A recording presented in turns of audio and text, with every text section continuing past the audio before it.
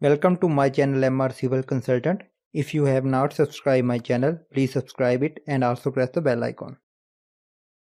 In today's video, we will discuss about the basic difference between development length and the lap length. So let's start today's video. First of all, we will discuss about the basic definitions of the development length and the lap length. So let's start.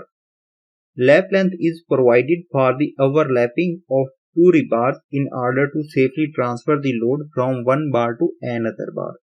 Means that lap length is simply overlapping of the two rebars. So now we will discuss about the basic definition of the dwellment length. The dwellment length is provided to transfer the load from the steel to concrete. Okay, the dwellment length is provided at the end of the member. So in order to transfer the loads from steel to concrete. The dwellment length is also known as the encourage length.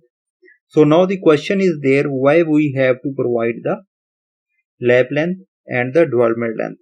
So let's discuss about that question and try to find the answer of that question. So for lap length, we know that rebars come in a certain length. If the rebar needs to extend beyond that limit, then sufficient lap length will be provided to safely transfer the load. Means that there is a certain length in which we receive the rebars from the market.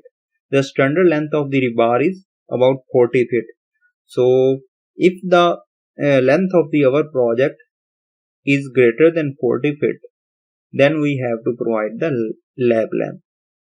In this picture, we can see that the overlapping of the two rebars.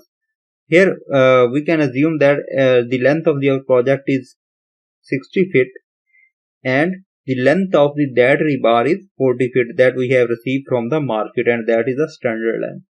Now the remaining 20 feet we have to provide the rebar of 20 feet length.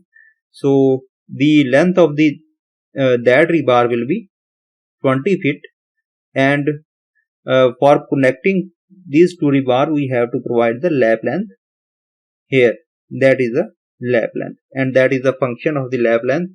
So we have find the answer why we need the lap length. Now we will discuss about the why we have to need the dwellment length. So let's discuss about that. The dwellment length is essentially provided to create a bond between steel and concrete in order to transfer the bar force without slip to prevent the bar from pulling out under tension. Okay, in this picture we can see that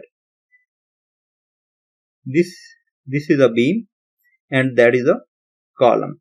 So that is a junction of the beam and column, and here we can see that that bars are of the beam, and here they come, and at the end of beam there is a, from here the that length will be called the dwellment length.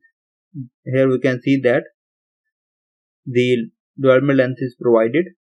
Okay, if we not provide that dwellment length, what will happen? The forces will not transfer from the steel to concrete. The number one.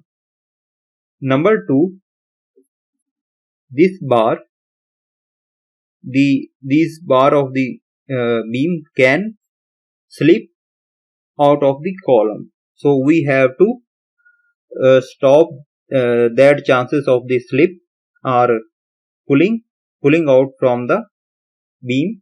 So therefore we have to provide the dwellment length.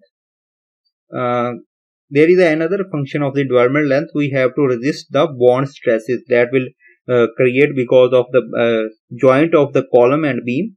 So we have to resist or counter that bond stresses. Therefore we have to provide the dwellment length. Okay, now there is a question, there is another question, what are the basic things on which the dwellment length and lap length will depend upon?